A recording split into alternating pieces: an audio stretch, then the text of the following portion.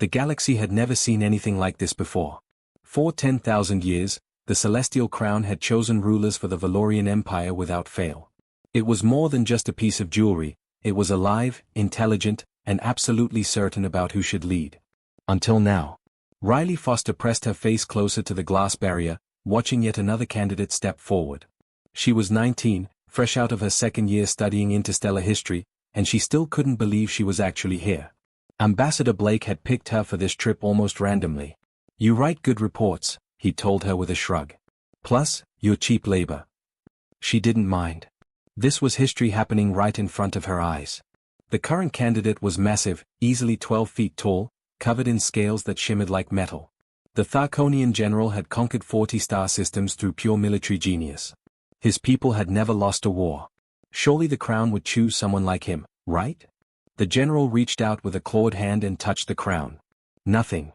The artifact sat there on its pedestal, looking like nothing more than an elaborate piece of gold metalwork. No glow. No reaction. Just dead silence. The general's scales flushed dark purple, embarrassment, Riley had learned, and he walked away with his head down. The crowd of thousands gathered in the massive crystal chamber murmured with confusion. That was the 207th candidate. 207 rejections in 3 days. "This is getting ridiculous," muttered Ambassador Blake beside her. He was a tired-looking man in his 50s who'd spent 30 years in diplomatic service. "The Empire is falling apart while that thing plays hard to get." Riley couldn't argue. Without a ruler, the Valorian Empire was fragmenting. Entire sectors were threatening to break away. Border wars had already started. Species that had been united for millennia were suddenly at each other's throats. The next candidate floated forward, a being of pure light energy, a luminary priestess who could speak telepathically to millions at once. Surely she was the one, right? She could literally read minds. What could be better for a ruler? The priestess's glow intensified as she approached the crown. Light filled the chamber. Riley had to shield her eyes. The crown remained dark. More murmuring. Louder now. Angrier. "They're getting restless," Blake said quietly. "This is bad, Riley. Really bad." He was right. Riley could feel the tension building. Delegates from different species were arguing in the galleries around them. Some were shouting. A fight broke out 3 sections over. Security had to pull apart a crystal lid and a Morgathi before they killed each other. The trials continued. A scholar who remembered the Empire's founding. Rejected. A warrior poet who'd united 6 warring clans. Rejected. A being that existed in 4 dimensions simultaneously. Rejected. By the evening of the 3rd day, the patience of the gathered species had run out completely. It started with shouting. Then pushing. Then someone threw something at the crown's pedestal. Security moved in, but they were overwhelmed.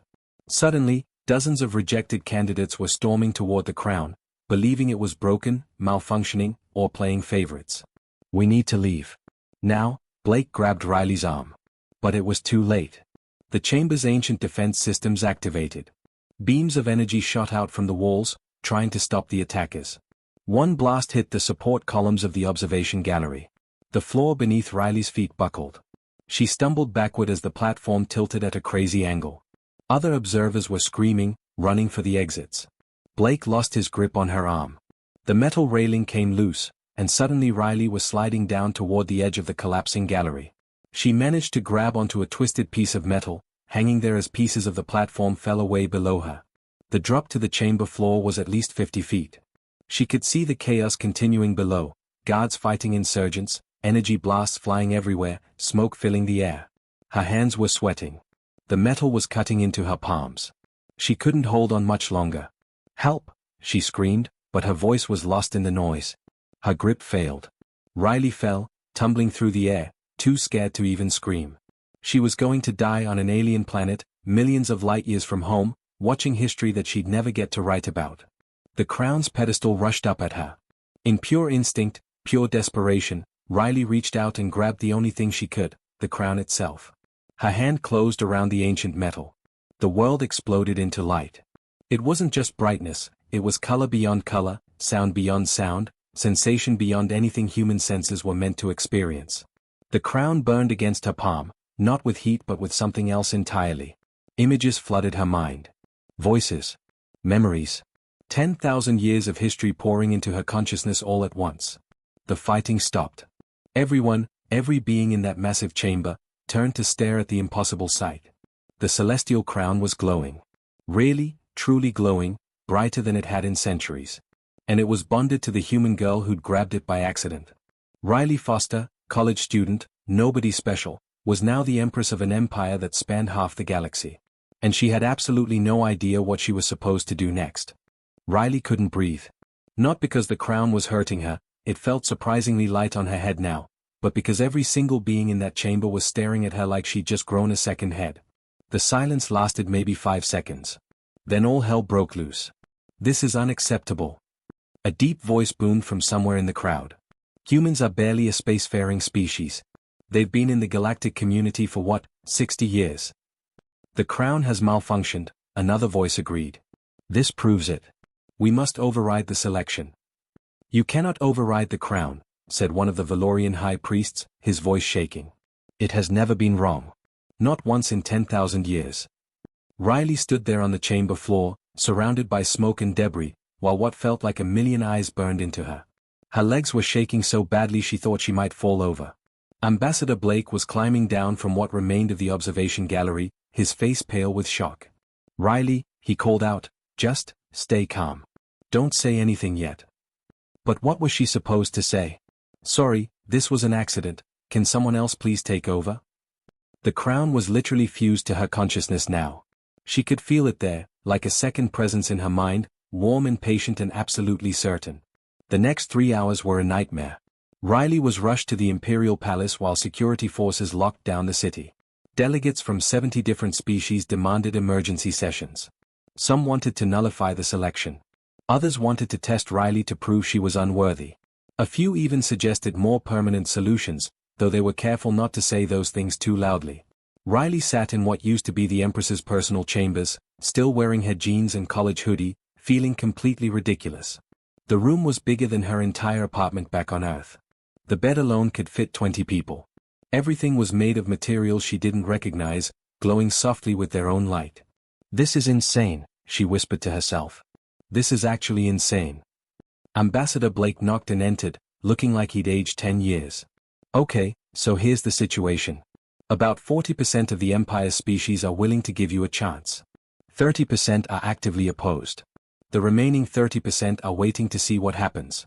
Oh, and there have been 3 assassination plots uncovered already." Riley's stomach dropped. 3? It's been 3 hours.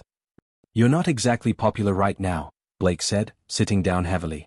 "The Tharkonian Confederation is threatening to secede. The Crystallid Collective called you an insult to civilized governance.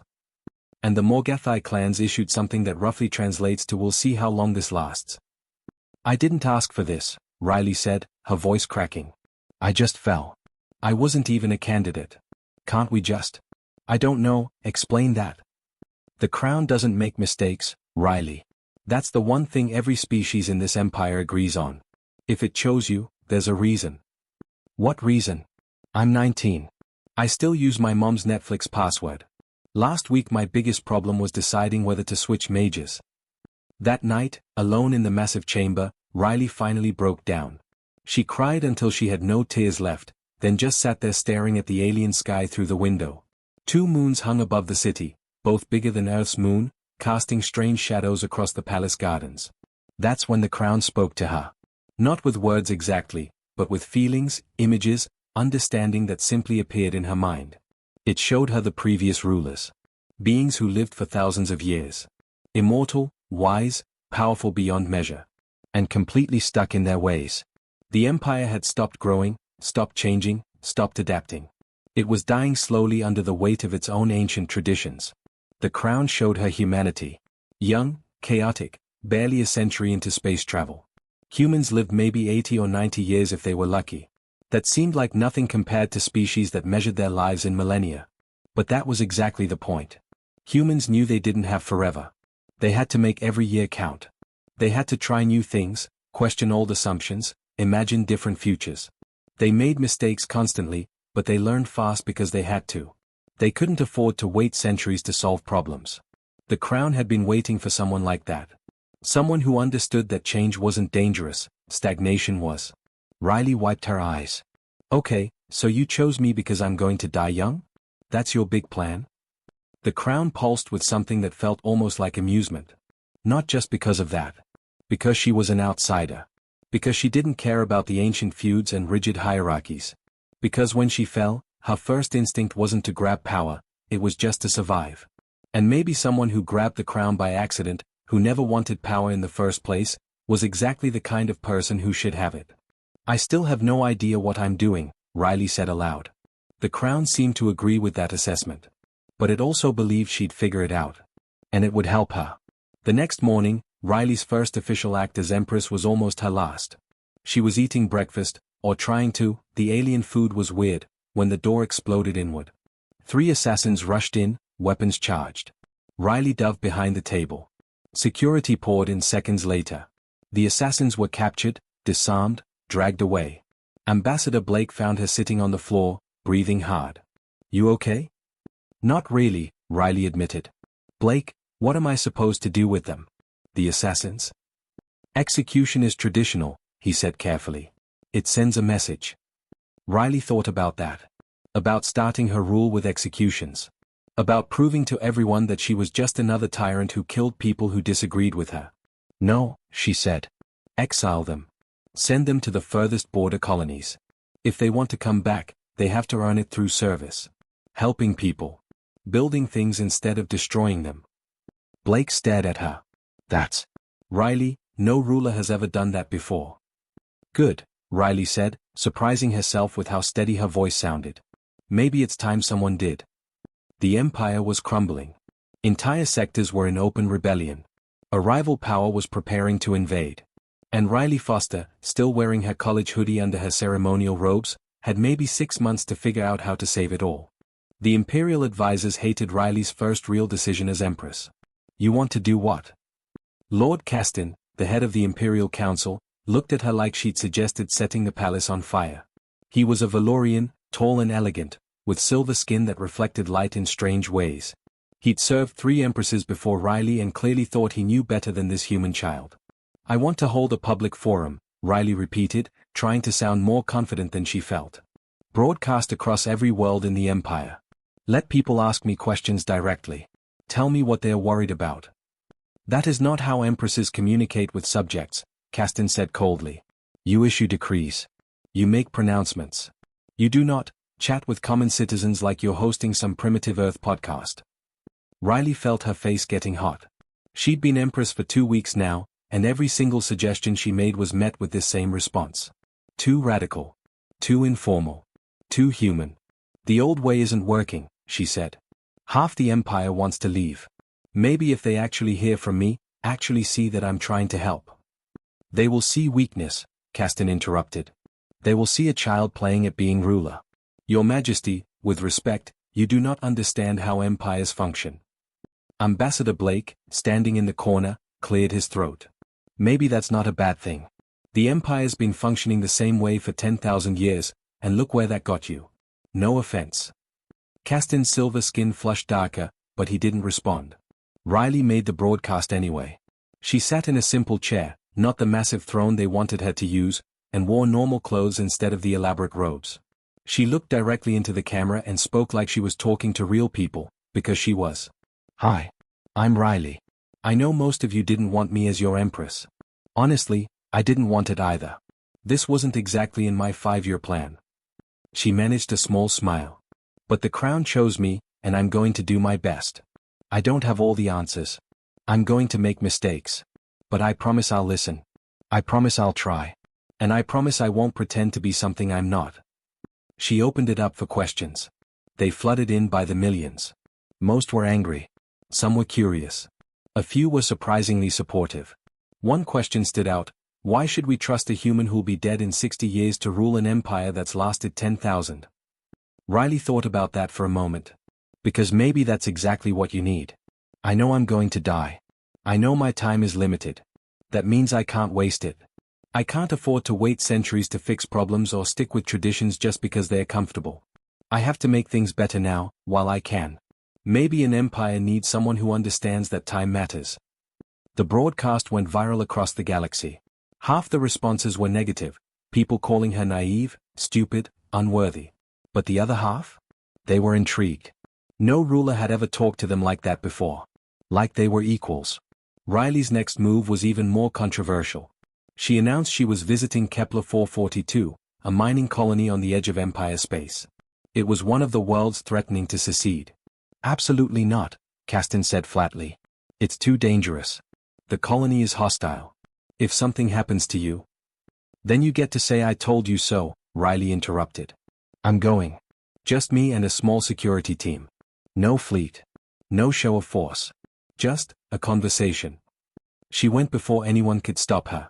Kepler 442 was a harsh world. Rocky, barely breathable atmosphere even with terraforming, and oppressively hot. The mining colony extracted rare minerals that powered faster-than-light drives across the Empire. The work was brutal and the workers were angry. They definitely weren't expecting their new empress to show up unannounced. Riley walked into the main mining facility wearing a borrowed work suit, not royal robes. The miners stared at her like she was an hallucination. I want to understand, she told their leader, a woman named Kara with arms like steel cables and a face carved from years of hard labor. Show me what you do. Let me try it. Kara laughed bitterly. You want to mine? Your Majesty, you'd last 5 minutes. Probably, Riley agreed. But I want to try anyway. She lasted 2 hours. It was the hardest physical work she'd ever done, swinging heavy equipment, breathing air that tasted like metal and sulfur, heat making her dizzy. She kept going until her hands were bleeding inside the work gloves and her back screamed with pain. The miners stopped laughing after the first hour. By the second, they were watching her with something that might have been respect. When Riley finally had to stop, she literally couldn't lift the equipment anymore. She sat down in the dust with the miners during their break. They shared their rations with her. Nobody talked about rebellion or secession. They talked about quotas that were impossible to meet, equipment that kept breaking, medical care that was inadequate, and how the Empire had forgotten they existed. Riley listened. Really listened. Then she asked them a question no ruler had ever asked before. What if you ran things yourselves? What if instead of me telling you how to organize the colony, you created your own council? You know what you need better than I ever could. I can give you the authority and resources. You build the system that actually works. The miners looked at each other, confused. Rulers don't do that, one of them said. This one does, Riley replied. Word spread fast. The empress who worked in the mines. The ruler who admitted she didn't have all the answers. The human who treated people like they mattered. Kepler 442 didn't secede. They became Riley's most loyal supporters. But back at the palace, Lord Kasten was furious. You're dismantling imperial authority.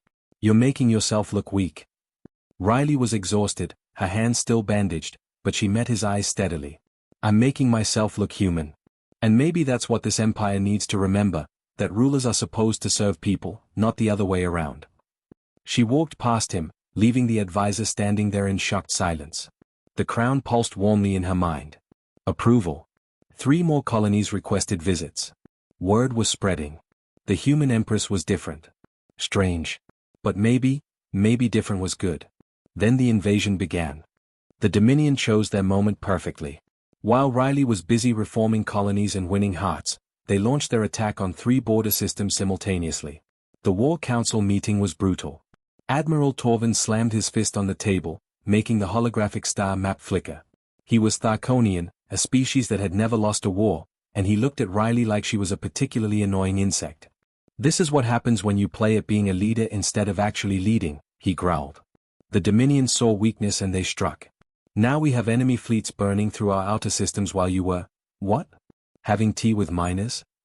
Riley felt about 2 inches tall. The war room was filled with military commanders from a dozen species, all of them with centuries of combat experience.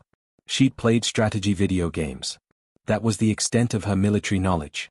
What do we do? She asked quietly. We meet them head-on, Torvin said. Deploy the Imperial fleet in traditional battle formation. Cut off their supply lines. Standard siege warfare.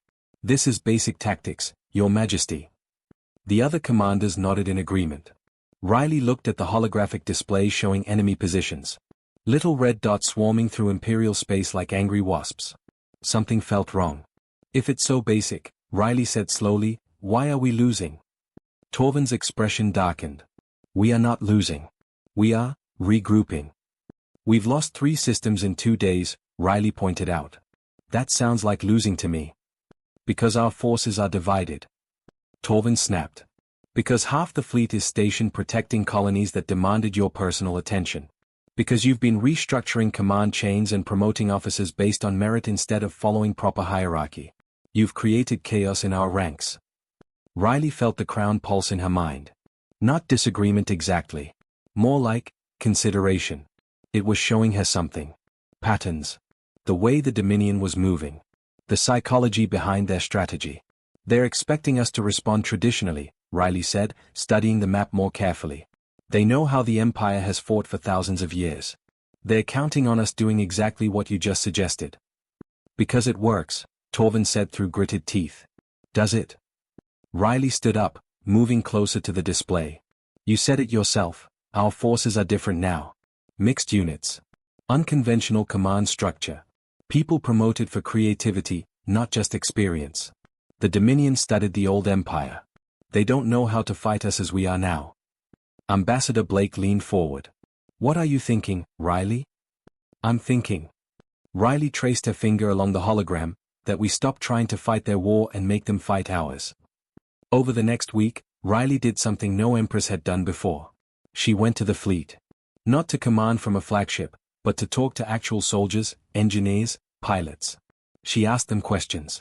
What frustrated them about traditional tactics? What ideas had they suggested that got shut down by superior officers? If they could fight this war their way, how would they do it? The answers were fascinating.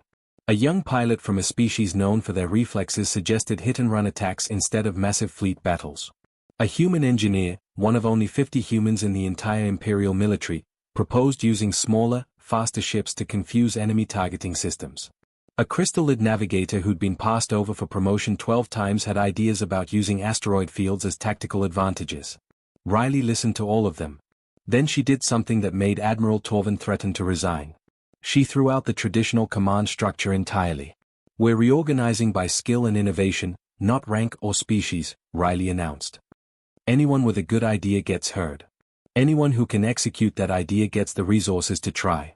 We're going to be fast, adaptable, and completely unpredictable. This is madness, Torvin said. War requires discipline, hierarchy, order. War requires winning, Riley interrupted. And right now, we're not. So we're trying something different. The Dominion's next offensive hit the Meridian system. They expected a standard defense. Instead, they got chaos, in the best possible way. Small squadrons attacked from unexpected angles. Ships that seemed damaged would suddenly spring traps. The Imperial forces didn't hold formations, they flowed like water, adapting instantly to changing situations. A Tharkonian commander worked seamlessly with a Luminary tactical officer and a human pilot, each covering the other's weaknesses. The Dominion fleet retreated in confusion. They'd won the battle technically, they took the system, but they'd lost twice as many ships as they expected. Riley watched the battle reports with the Crown helping her understand the patterns. She was starting to see something the ancient commanders couldn't. The Dominion wasn't just fighting for territory. Their leaders were desperate. They'd spent decades building up to this invasion, convinced it was their only chance to expand before internal problems collapsed their own civilization. They were afraid. And fear made people predictable.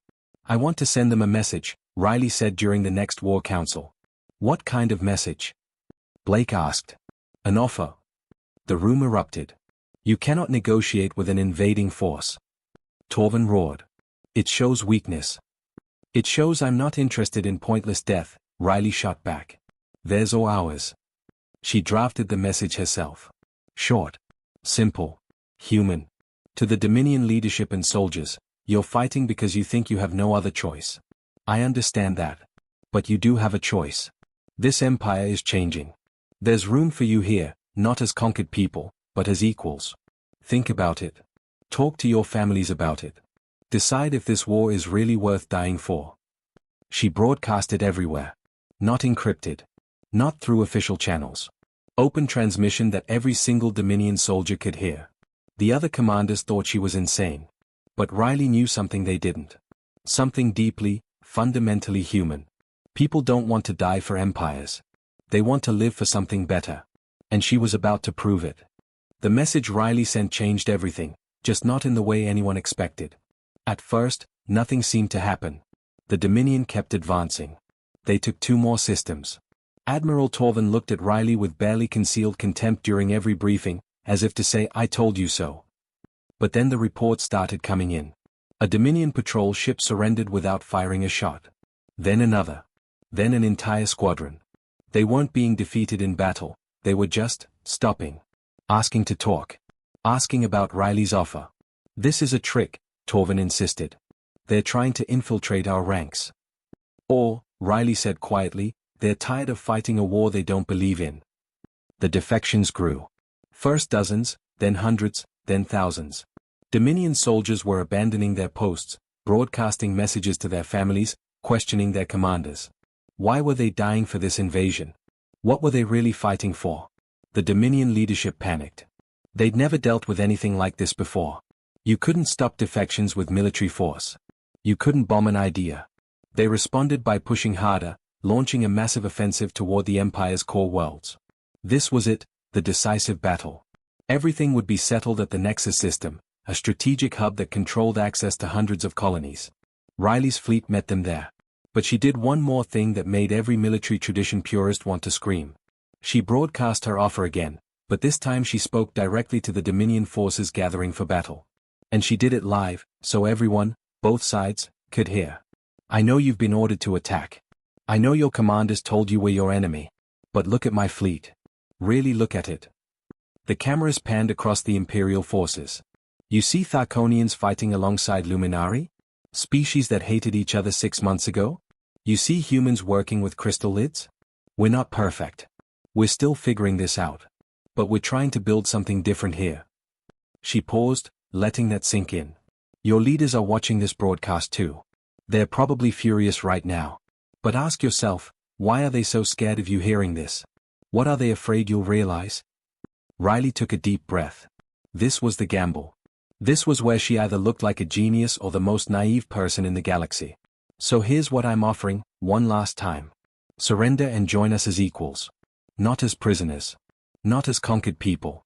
As partners in building something better. You'll have representatives in our new government. You'll have a voice in decisions. Your families will have opportunities they never had before.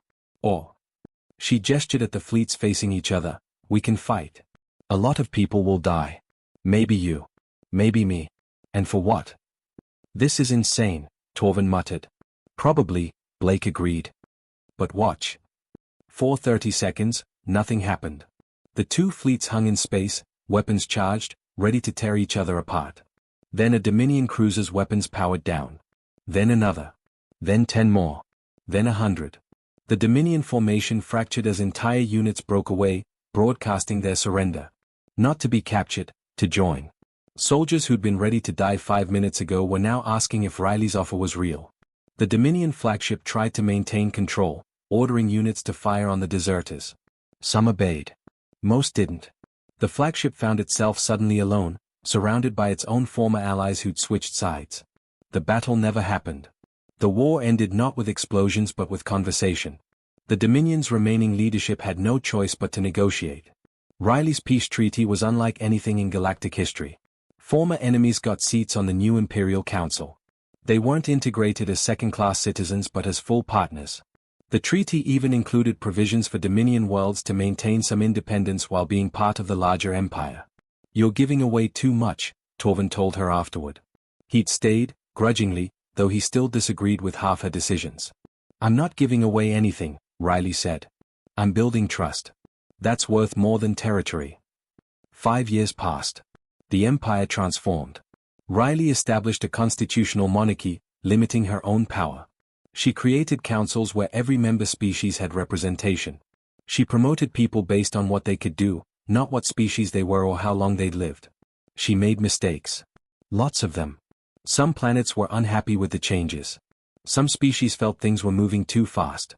Others felt change wasn't happening fast enough. But people could voice those concerns openly now, without fear. The crown stayed bonded to Riley, but she trained successors from multiple species. She knew humans didn't live forever, and she wasn't going to make the empire depend on one person. On the 5th anniversary of her accidental coronation, Riley gave a speech from the same crystal chamber where it all began. She was 24 now, still young, but she'd aged in ways that had nothing to do with years. When the crown chose me, I thought it was a mistake, she said to the billions watching across the empire. I'm not the strongest. I'm not the smartest. I'm not going to live for thousands of years. I'm just human. She smiled. But maybe that's the point. Humans know our time is limited. We know we're not perfect. We know we have to work together because none of us can do it alone. And maybe that's what the galaxy needed to remember. The crown glowed softly on her head, warm and content. Riley Foster had proven something that would echo across the galaxy for generations. The greatest leaders aren't the ones who live forever or know everything or never make mistakes. The greatest leaders are the ones who remember they're mortal, who listen more than they speak, who understand that tomorrow can be better than today, and who have the courage to make it so. That was humanity's real strength. Not technology. Not power. Just the stubborn, hopeful belief that things could change. And the determination to prove it.